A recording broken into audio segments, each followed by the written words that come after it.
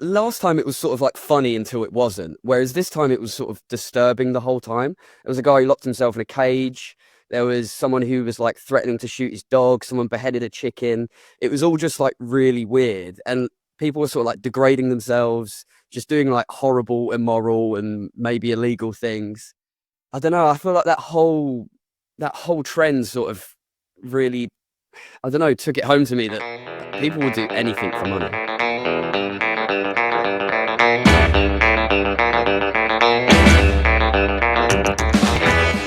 I said sit tight and pack your bags because we're going to the next episode of Beyond the Beats, the #1 Bitcoin and crypto media podcast powered by Chain Story. Welcome in, everybody, to another episode of Beyond the Beat. Super excited today to talk to fellow podcast host and reporter Ryan Gladwin from Decrypt. Ryan, thanks you for coming on. Thank you for having me, mate. Yeah, I've been following your podcast. What's the meta? So for everybody out there, I might as well, shill it straight away because it's some pretty cool stuff. But I feel like you're in the trenches. So you're like there chatting to the people in the trenches. And I'm sure you have a bunch of stuff that's like really simmering. And what I've been trying to do lately in the beginning is try to get whatever my guests have as like top of mind lately that they've been thinking about in regards to whether their lives, crypto, media, what they're up to, that sort of stuff. So, where's what comes up when I ask you that? Yeah, I am in the trenches and I see a lot of stuff going on all the time. And I think the main thing that sort of hit me this past month is what people will do for money. We obviously saw like that whole live stream meta go on. We saw it start earlier on in the year with a guy who had like his mum come on live stream and shake her boobs on camera. And then there was a guy who set himself on fire and it sort of like stopped the whole thing because everyone was like, that's insane. But he like picked up again. And it was last time it was sort of like funny until it wasn't, whereas this time it was sort of disturbing the whole time. There was a guy who locked himself in a cage. There was someone who was like threatening to shoot his dog. Someone beheaded a chicken. It was all just like really weird. And people were sort of like degrading themselves, just doing like horrible, immoral, and maybe illegal things. Someone like faked their own suicide. It's just like, how do we get to this point where people are wanting to do this kind of stuff for money? Like how much did that person who faked their suicide even make? Like, was it worth like that crazy stunt to make a couple grand or something, and sort of your whole image now going forward? Like that kid as well, who is like 15 years old, like rug pulled for 20 grand, which is obviously crazy money for a 15-year-old. Thanks for the 20 bandos. Yeah. Yeah. But now that kid's image is like forever sort of tarnished for obviously 20 grand as a 15-year-old's crazy. But I don't know. I feel like that whole trend sort of really, I don't know, took it home to me that people will do anything for money. Yeah, people. Yeah. Do you think that people will do anything? Well, I mean, obviously people will do anything for money, but do you think this is also like an inherently like internet culture style thing? I was chatting like last week about 4chan, and like I remember on 4chan there was some wild stuff. Maybe not to this degree because it wasn't live streaming and you couldn't actually see it, but like it got weird. Yeah, absolutely. I mean, I've got an article coming out very soon, maybe this week, that compares Pump.Fun to 4chan. And I think it kind of is the modern day 4chan. Obviously, 4chan still exists.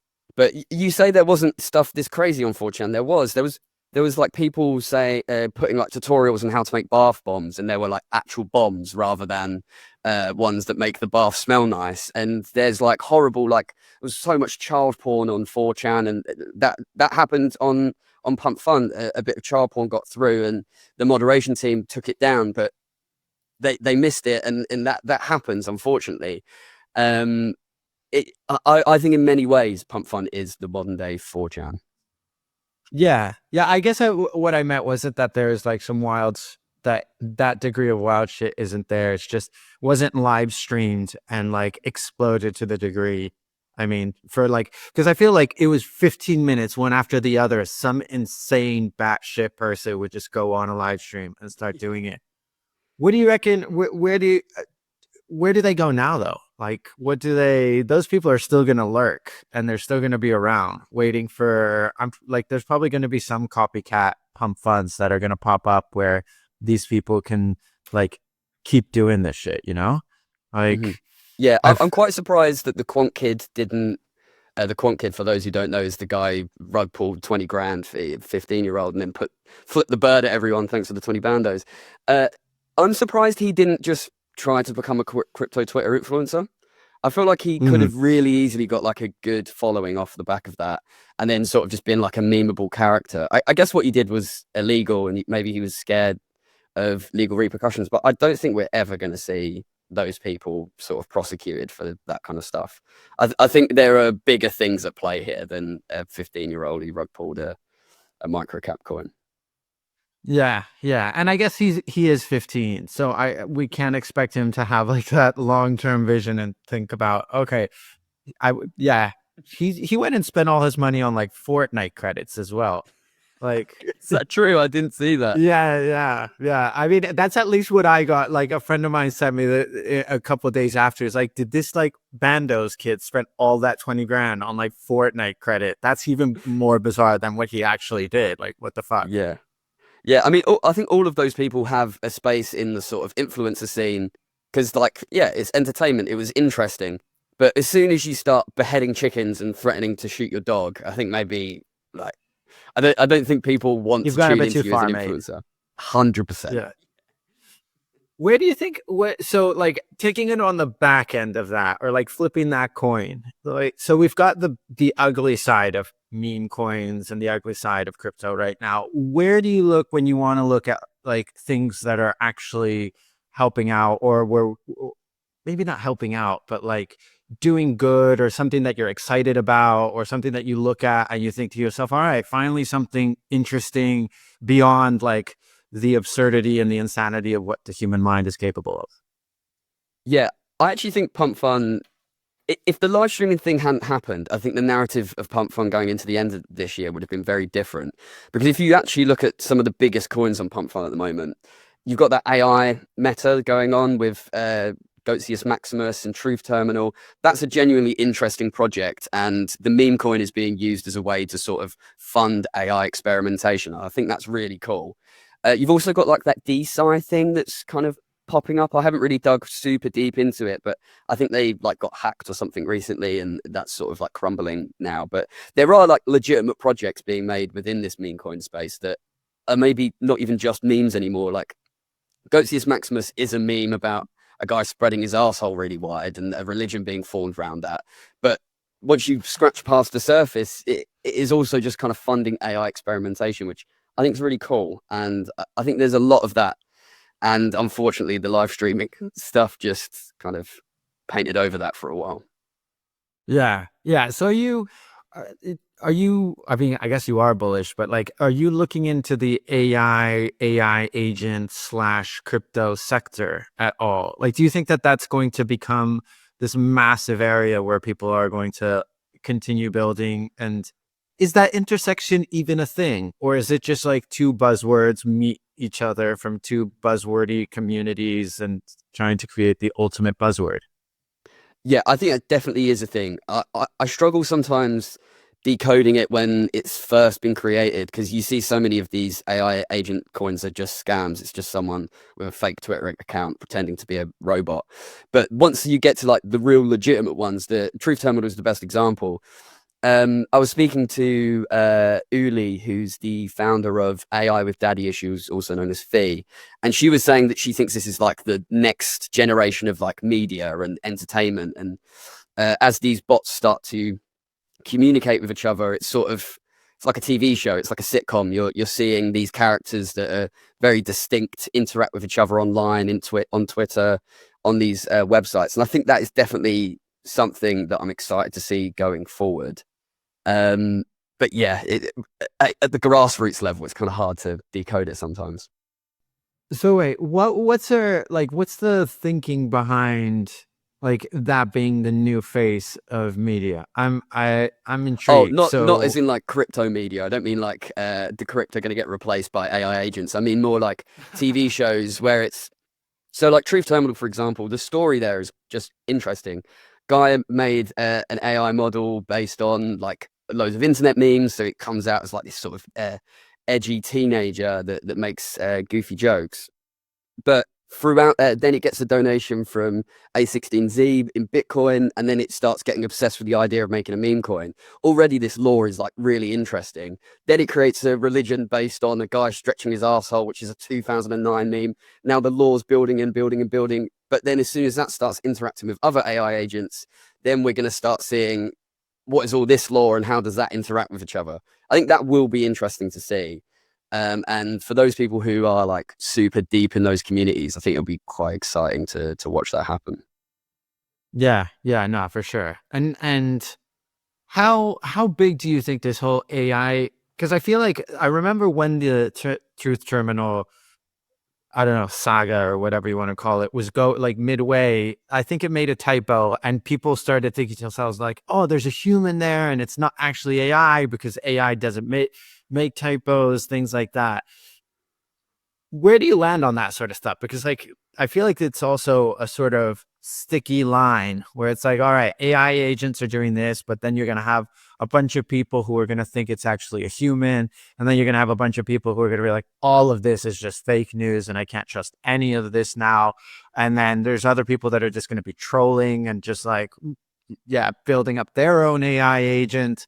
I feel like we're just like running into this free for all where it's sort of like a nihilistic anything goes and it doesn't matter where it comes from, and nobody really knows what is actually going on, who's creating it, and what's I mean, not even what's the end, but like what's even the start. I know that's maybe a bit of a existential question out there, and my audience is usually used to my superficial and shallow questions, but yeah. Uh, to the nothing matters and where did it come from point. That's the trenches, man. Like the trenches are crazy. Every day there's something that launches and everyone's like, oh, is this a thing? Is it not a thing? There's probably been 5 things that since we started talking that launched on Pump.Fun where people thought it was the next thing. It was the future of finance. And then 2 minutes later, they realized it was actually just a bundled rug pull. And there was one recently where I can't remember what the AI agent was called. It like shot up to like 10 mil in a day, and everyone was like, "Oh my god, this is amazing!" And it just tweeted that it no longer supports the meme coin, and then straight down to 0 in seconds. So yeah, I mean, yeah, I can't remember what the actual like core of your question was there, but nothing does matter in the trenches until it does. I guess so. No, the other question that I've got for you, I guess going along there, are we even like has crypto just like reached this massive divide where it's like you've got the trenches and people who don't give a fuck about anything, and then you've got like the people who are allegedly at least saying that they're like trying to like decentralize things and financial inclusion and just like use cases that are for a better system and like banking the unbanked and all that sort of stuff? Or do you think it's just all trenches and people are just like sporadically jumping out like fish out of the water, flapping around and then flapping back in? Yeah, so it's funny. I got into crypto thinking that this is the future of finance. Decentralized identities are going to be everywhere, and we got to fight against the possible CBDCs that are coming and all like that. And then I think the last bull run collapsed the way it did, and we saw these institutions that we were meant to rely on with FTX and Terra, and slightly less so, but and they crumbled. And I think a lot of those people who were in that camp sort of became nihilistic, like you mentioned, and were like, the best thing that you can do in crypto is speculate. And in many ways, I think some of the best products made in crypto have been purely speculation tools. I think Pump.Fun is amazing. I think some of the Telegram bots are incredible. Um, that said, I do think there is a divide, to answer your question. That said, I do think there are interesting projects that are actually trying to push us forward as an industry. I think Polymarket was really cool to see them succeed this year. And sort of turn out to be right in the end, because they really advertised themselves as a prediction market that was like that was better than the polls. That was kind of like the argument there. And I mean, in many ways, they were kind of right. They predicted the outcome of the election better than the polls. Yeah, I mean, I guess they are better. It's an odd way to define something as better when like you just did what you were going to do, or you just proved the outcome or predicted the outcome much better than your competitor. So when you got into crypto, did you get straight into it through like reporting, or were you, what was that? What took you from like, oh, this is pretty cool, to talking to guys who have like massive masks on and like, what is it? Punk soul or punky soul? I don't know. Punky. Punky. It's Solana meme coin. Yeah. Yeah. Well, it all started at uni. I studied journalism at university. And that was when the GameStop thing happened with Roy and Kitty and all that. And I had like 200 quid, and I was like, oh, go on, I'll throw it in this. Lost it all. I think 200 quid ended up at about 30 quid in the end. So that was a nightmare. And around that time was when Bitcoin was soaring. And I was like, oh, I actually heard of Bitcoin when I was like 13. And I asked my mum if I could buy £7 of Bitcoin. And she was like, why would you want that internet money? And I was like, oh, well, yeah, good point, actually. And then I never bought it. So I was always sort of aware of Bitcoin. And then when I was at university, I then wrote a small piece about Bitcoin's price increasing, the sort of thing that you would see like the BBC do when we hit 100K. It was just like, what is Bitcoin and why is it soaring? And then from that point, I then started watching like loads of content I've got really into like the beginning of Ethereum and Charles Hoskinson, and watched loads of his videos. And I was like, oh, this is really cool, and that this could like genuinely change the world. And then once I left university, I was then sort of like left to my own devices. What do I do? And look, I was a freelancer for 3 years before I joined Decrypt. And there was a lot of crypto jobs out there, or like freelance gigs. And a lot of them were learn articles. So I was just writing, I was like teaching myself about the fundamentals of Bitcoin and like blockchain in general through writing articles about them. Like I was the blockchain trilemma, what is a DAO? And I was getting paid to learn about it. And then after a year of that, I ended up being a little bit of a specialist about it. And I think like what really like turned the tides for me to become like a proper crypto reporter, I managed to land an interview with Fat Man Terror and broke that up for Fortune. That was a big one for me. Then I interviewed the artist behind Pudgy Penguins for The Verge. That was really cool. And then, I've just slowly dived into this scene. I didn't come into journalism wanting to be a crypto journalist. I just think the more you write about it, the more you realize it's just too mad to not write about. What journalism did you want to do when you like started studying, or where did you see yourself corresponding? When I started studying, I wanted to be a documentary filmmaker, and I wanted to be that until like the end of I finished my course. Then I wanted to be a music journalist, wrote music for a while, but just such a hard industry, man. They don't pay you very well. Like I wrote like 4 articles and I think I got paid 100 quid for like all 4 of them combined. So it's like, this is not sustainable. Then I started writing about culture, and then Vice sort of had their whole bankruptcy thing. And I was like, oh, this is kind of scary. So then, I lent more into my crypto side of things. When you're a freelancer, you have to kind of write about everything. So I always had crypto sort of bubbling along. And I like to think that I sort of brought that culture-y angle to crypto anyway. Were you ever interested, like, did the finance side of things, at least in the beginning, or like, did you ever think that you'd be working as like a highly financialized world, even though it's a bizarre one that's like on the edges of everything, but it still is like finance at the end of the day, even though sometimes we forget, which is bizarre because everything is money all around us. And like, we're constantly talking about money, but we forget that it is like next gen finance. Yeah. I mean, if you'd asked me before I went to university that you'd be working in finance, I'd be like, come on, man. Like, I'm not going to write about that. I'm not going to do that. Like, that sounds boring. But yeah, it's just one of those things.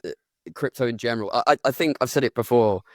I think crypto is one of the most interesting online cultures like in the world, uh, and I've always sort of loved online culture and all of that. And yeah, it is a highly financial industry, and it's all about money. But it's interesting, man. It's like you ever watch those Wall Street bet videos where it's like this trader made £1 million and then lost it in 1 second? I always love that kind of stuff. So if you tell me that, then maybe. Yeah, yeah. And yeah, I feel like I had the same sort of path, and I never thought that I'd be like working and thinking and like constantly looking at, I don't know, the Fed's Senate House committee. Obviously, I report on a different beat than you do. Like I like the culture side of things, and there's a big interest in me, but I'm a markets correspondent, so I do have to see things that are completely different. And if I were to look back, I'd be like, there's no way in hell that I would be ever looking or like sifting through SEC filings and like being, yeah, trying to understand what the hell is going on and why it's important at all. And it's interesting that crypto of all things takes you there, you know, and that Mhm, like mhm. you have to learn about how an SEC filing or like 19B forms for ETFs because of something like crypto. And then you have all the things that are happening all around. And it's like, how does this make any sense at all? Yeah, I mean, in many ways, that was why I got into not crypto, got into journalism in the first place. I worked like a lot of just like dead end jobs like McDonald's and pizza delivery jobs and stuff when I was younger. And I realized that I always loved the job in the first like 2 to 3 months. And then after that, I was like, I hate this place. I want to get out of here.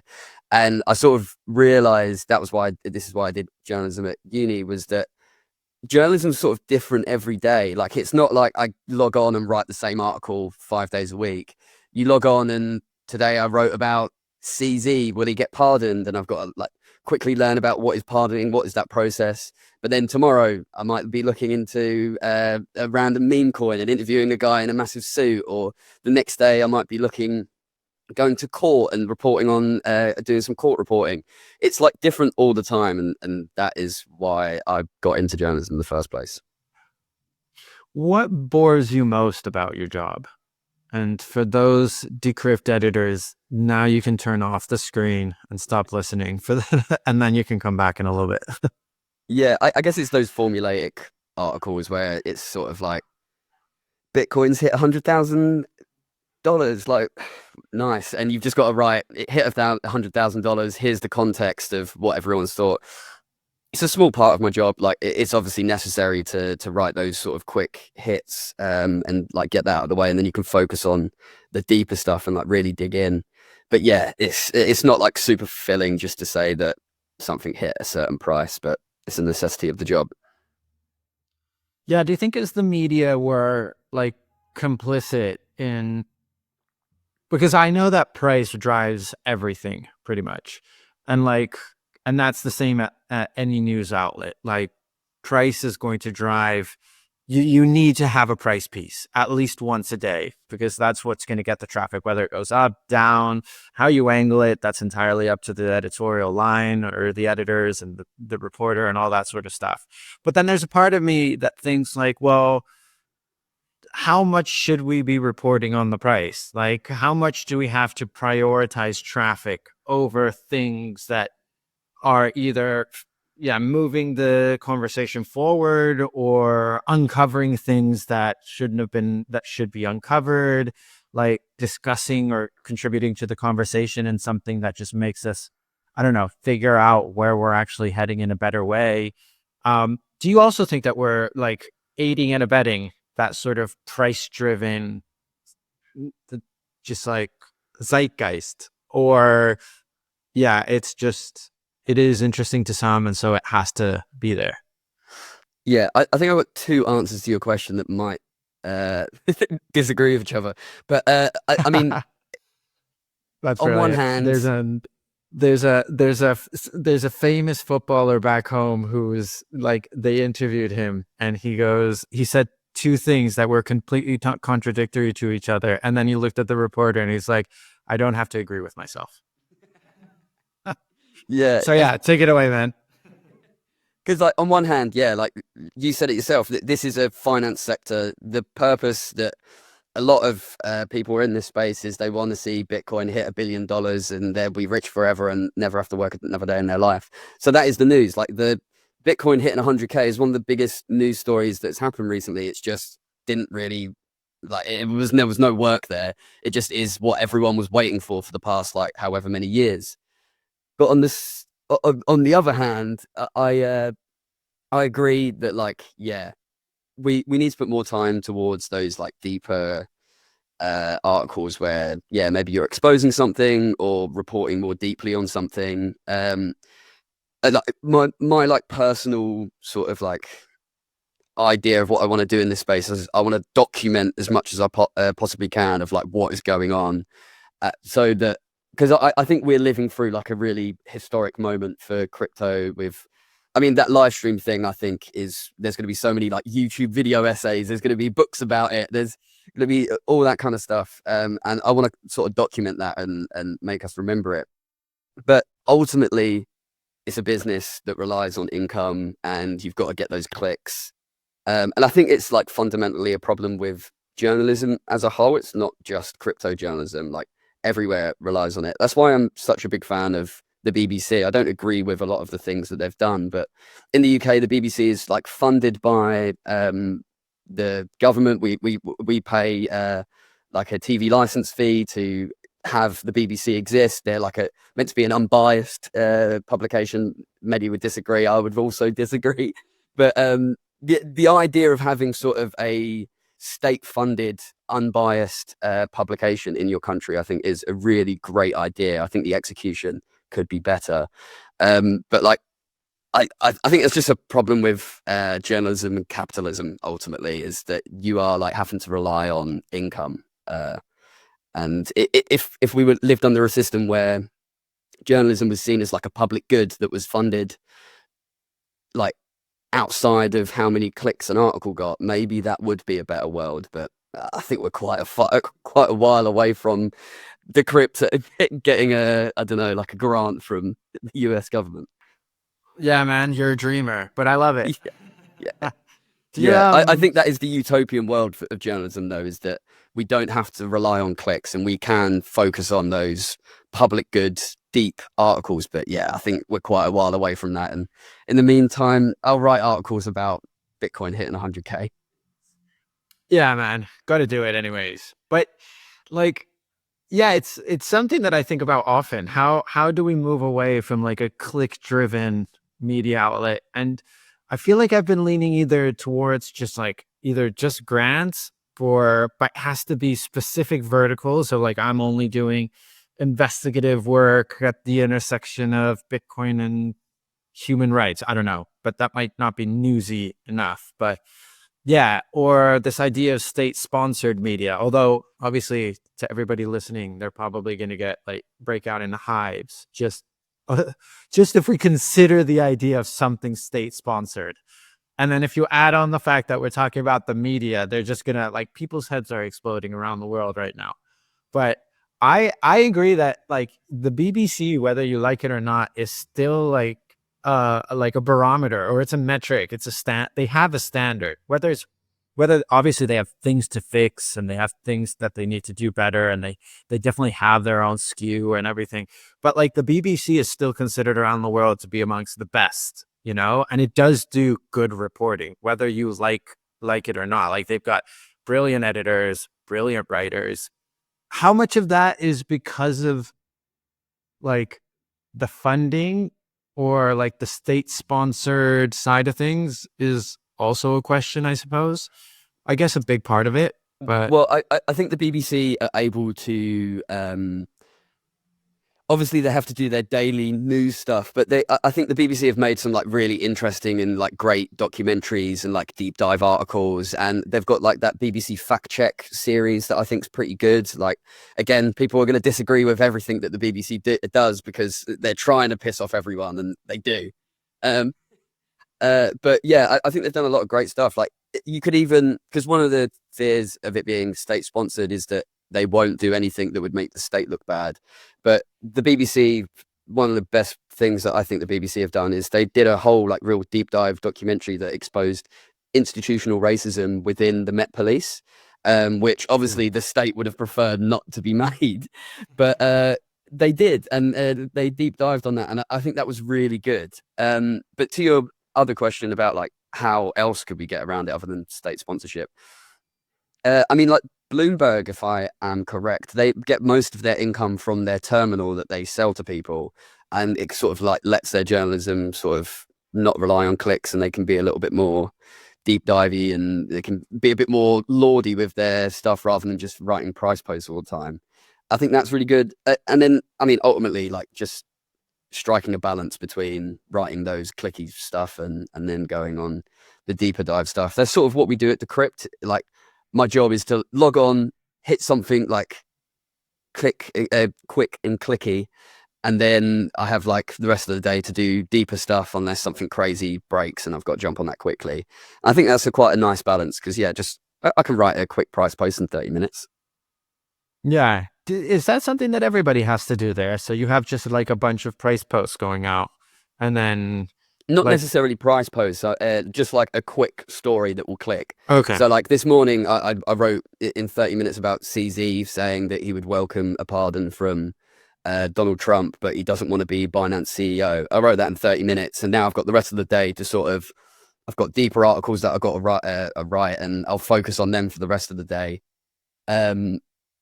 Yeah, that's sort of like the way that we've been running at the moment. Is people come on, they do their quick hit, and then try to spend the rest of the day doing something a little bit deeper. I think it may be different for other writers, but I think that's right.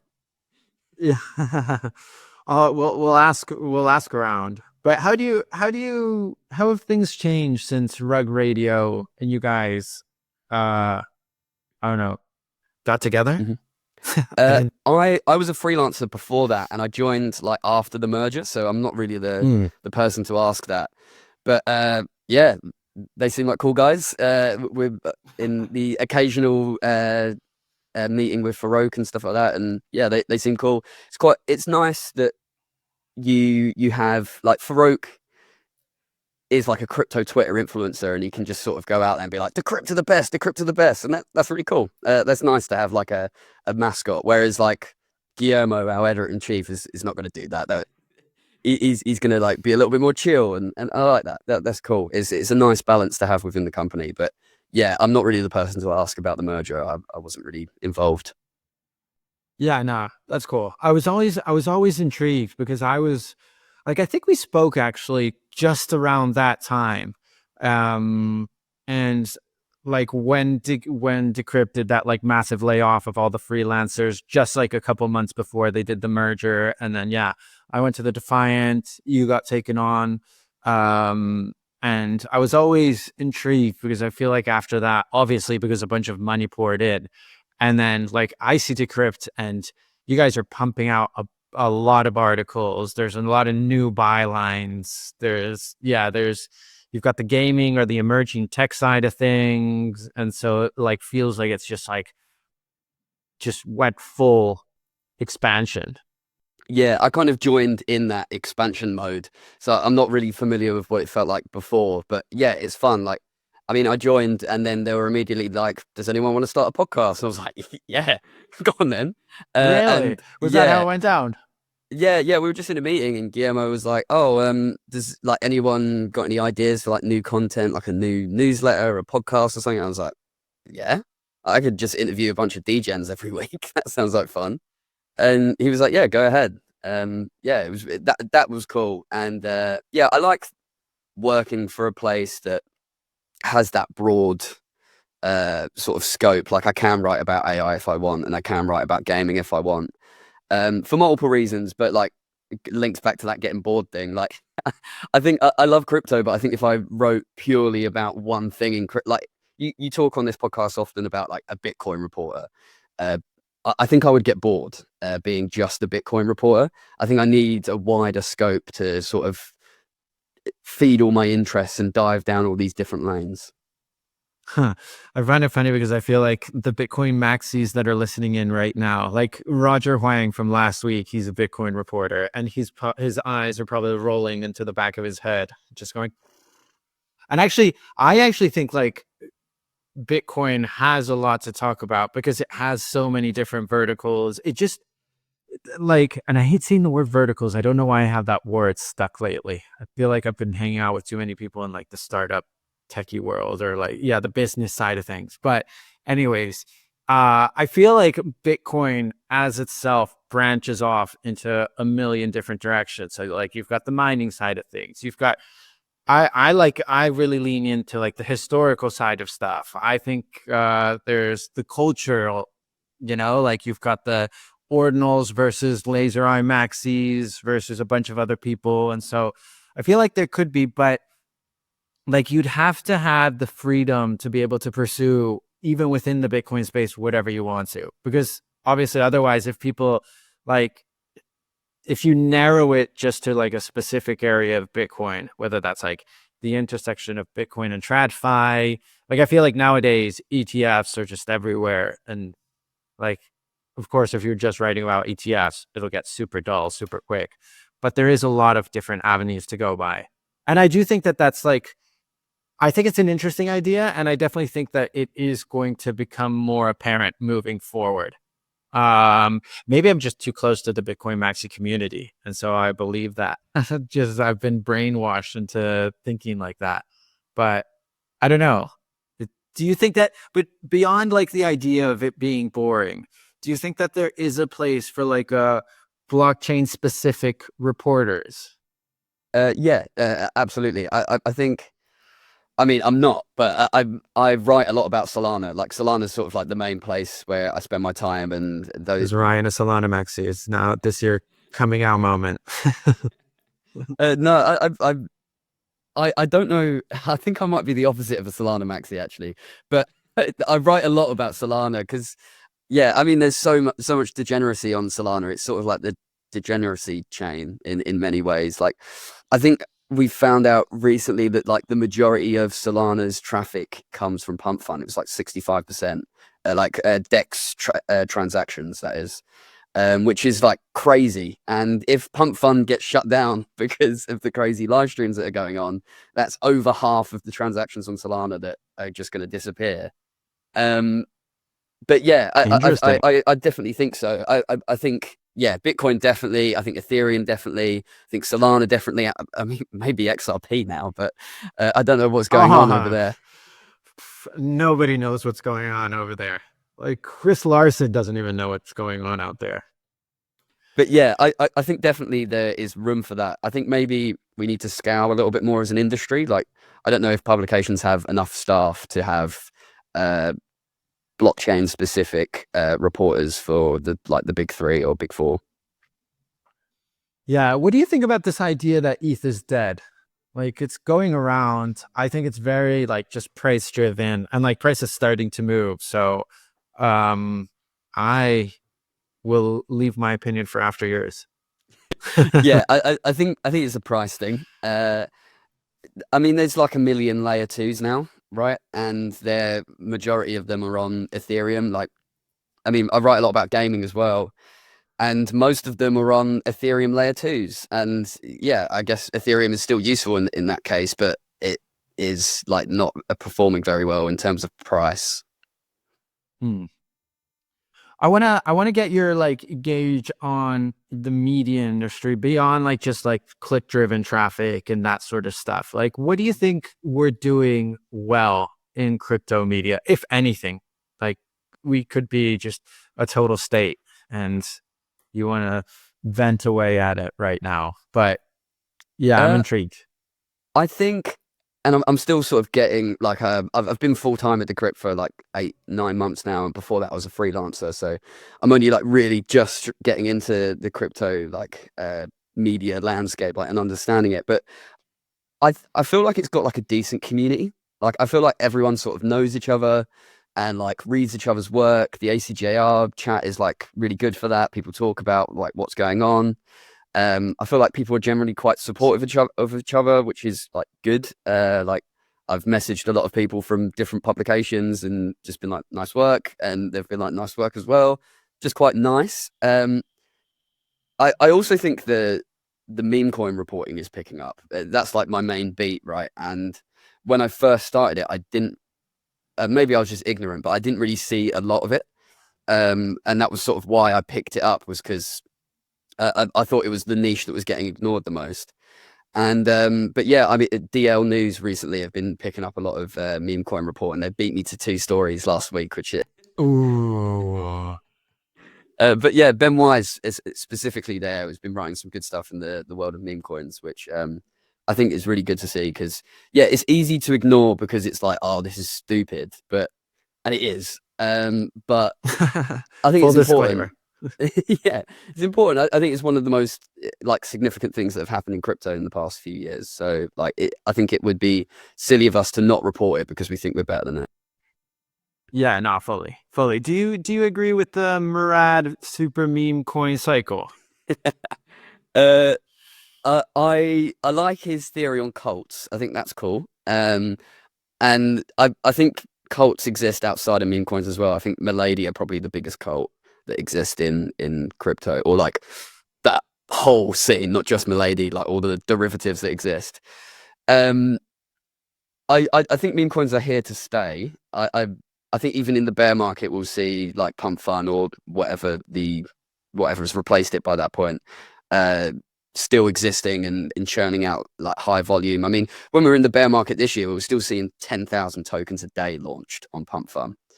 Whereas like now we're seeing 55,000, which is like insane numbers. And I think meme coins are going to be around like forever. As long as crypto's around, meme coins will be there. Because it's just a lot of people, a lot of these degens, they still believe in crypto as like a idea that's going to change the world and stuff, and they're just like making profits in these meme coins and then like putting it over into Ethereum or Bitcoin or Solana or whatever chain they believe in. Yeah. And actually, like, Murad has a brilliant podcast with Pump in like 2019 where he gave out like his super Bitcoin thesis that's like played out really well. And like, if you look back and you do like you like track both of them, they're kind of along the same path. And I feel like he's obviously shilling some massive bags. Like, I'm not going to say that he's just like a theorizer, just like philosophizing on this kind of stuff. He definitely wants to make a buck or many. But yeah, I still find it interesting that it's become this whole thing, and like there's theories around it. And I agree with you. Like, the cat's out of the bag. There's no going back on meme coins. Like, they exist.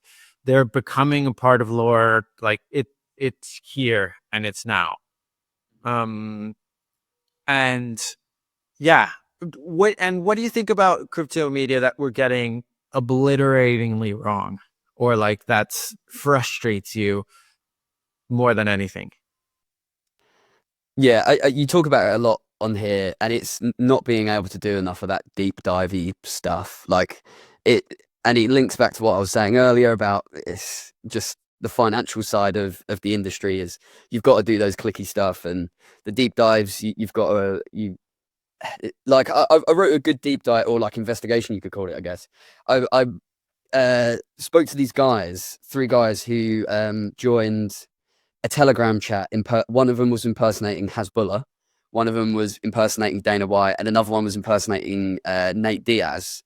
And they managed to, I guess, get paid by the creators of this token to continue impersonating them and convince everyone in the chat that they are actually the real Hasbullah, Nate Diaz, and Dana White.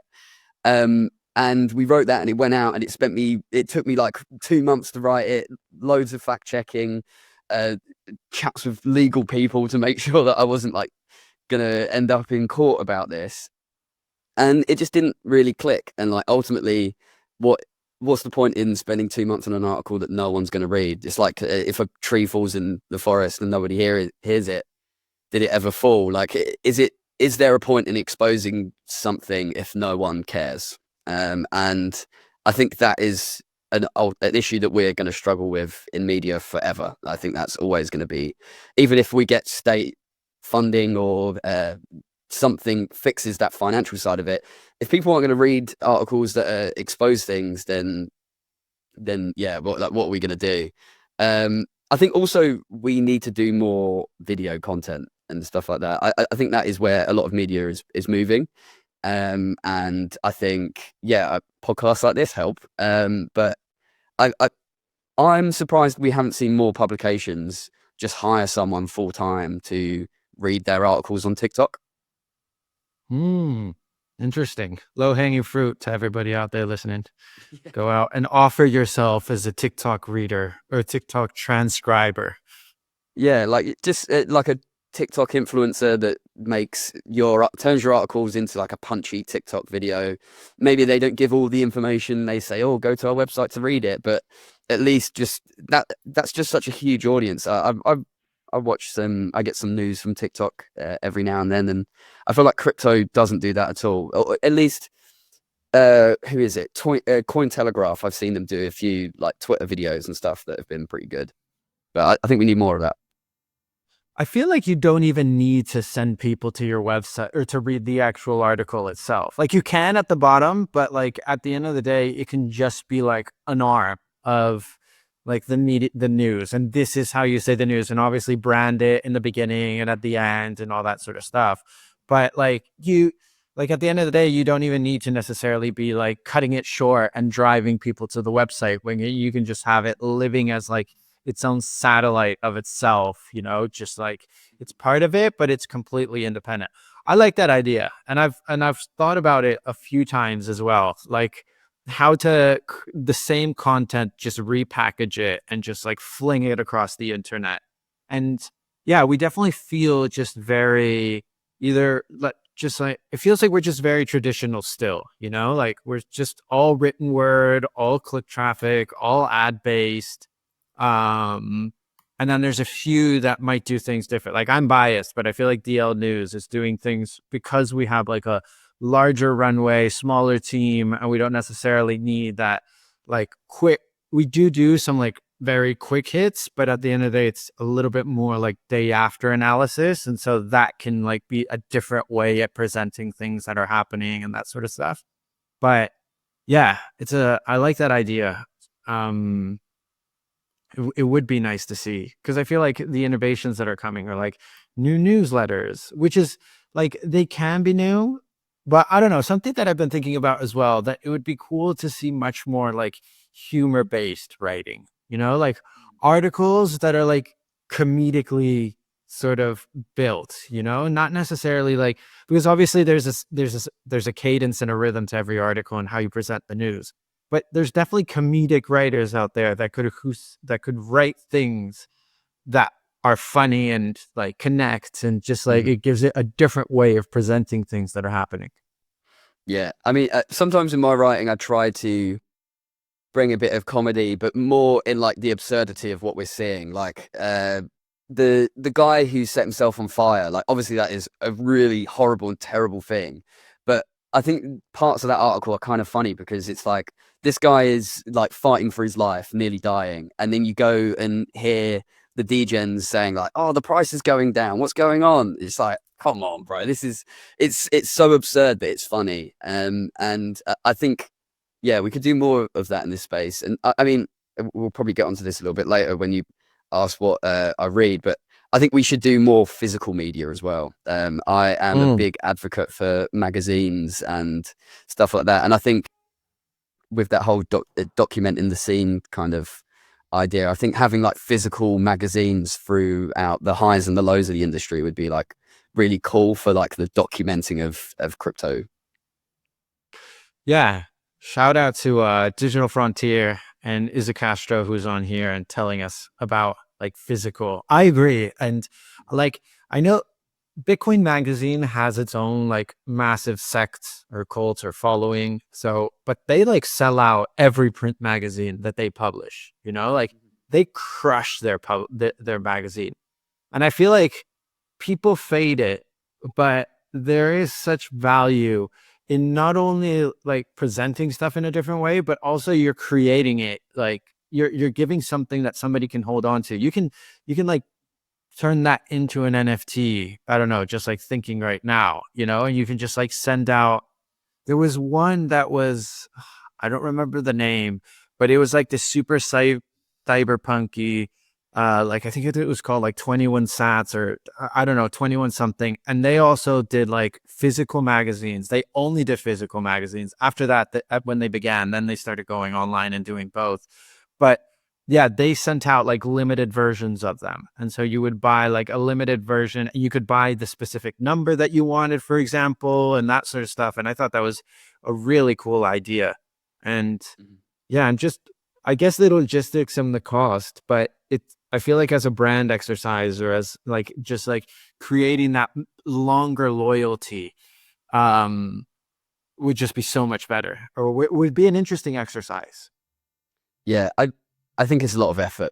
That's ultimately the issue. Like, there's a publication that I've written for before, and they were like purely online, and then they were like, we're going to release a magazine, and I just could see the editor just over the year just getting more and more stressed, like, oh, this is so much effort. Like, it was more than I bit off more than I could chew. It came out and it was really good, but it was just like, yeah, I think in such a fast moving industry as well, it's kind of hard. Like, imagine we had like a print magazine get prepared about Sam Bankman-Fried, and then FTX collapsed before the publication was able to get the magazine out. It'd probably be a bit of a bad look on them. But cool for documenting. Yeah, no, for sure. And hopefully we'll be able to see more of it. But Ryan, this has been a brilliant conversation. You predicted that we were going to talk about your books recommendations. You were absolutely correct. You know how the story goes. What are you reading at the moment, and what are you recommending people? I may be one of the few journalists that don't really read books. I'm not a book man. Interesting. I think I may be dyslexic, so I'll blame it on that. Self-diagnosed though. But yeah, I don't really read books. I read like magazines. I just can't get through like a big book.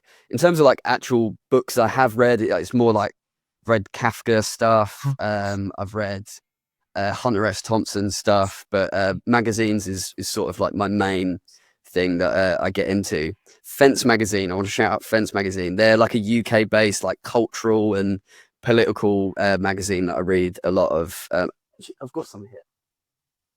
Fence magazine, Fence magazine. awesome. I recommend this. It's like, it may not be interesting to people who live outside of the UK, to be honest, because a lot of it is like there was a really interesting feature in here that I read yesterday about a hotel that shut down like 20 minutes away from me, which is just really cool. And it's like the whole history about how the hotel shut down and what it meant for the community and what was going on there. I read another one about the reporter goes to like a kink sex club and asks everyone in the smoking area what they think of like the new Labour government and what they're going to do in the next budget. And it's just like really fun and playful, but also like political and serious at the same time. Yeah, and I think that is what I like about print, is it's journalism, but you're given more time. Like with a digital article, someone clicks on it and you need to hook them in that first sentence. Whereas with print, I've bought the magazine. I'm not going to stop reading after the first sentence if it doesn't interest me. Like, I've paid £5 or £10 or whatever it is. So yeah, mostly print stuff. Fence magazine's currently my favorite to read. Nice, man. That's the you're the first person to recommend a magazine. So good stuff. Very cool. I'm gonna look into it. The Fence sounds cool, even though if I don't live in the UK or anything like that. I've got a couple of mates out there who might be interested in it, and I can always send them a different Christmas present this year. But Ryan, man, thank you so much for coming on. This has been brilliant. Where can people follow you, find you, stalk you? Yeah. Twitter's the main place that you can find me. I'm also on Blue Sky, but I very rarely use it at the moment. But in emergencies, if Elon sort of nukes Twitter or X soon, I'll probably go to Blue Sky. But yeah, Ryan S. Gladwin on like everywhere. Mostly write for Decrypt. Well, only write for Decrypt, and sometimes a podcast on the YouTube channel, which is Decrypt, or maybe Decrypt Media. But just type in Decrypt, what's the matter? That's probably the best place. Cool.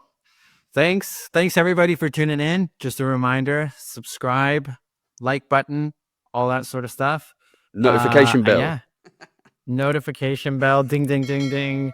But yeah, thanks for tuning in and see you next week. Have a good one, Ryan.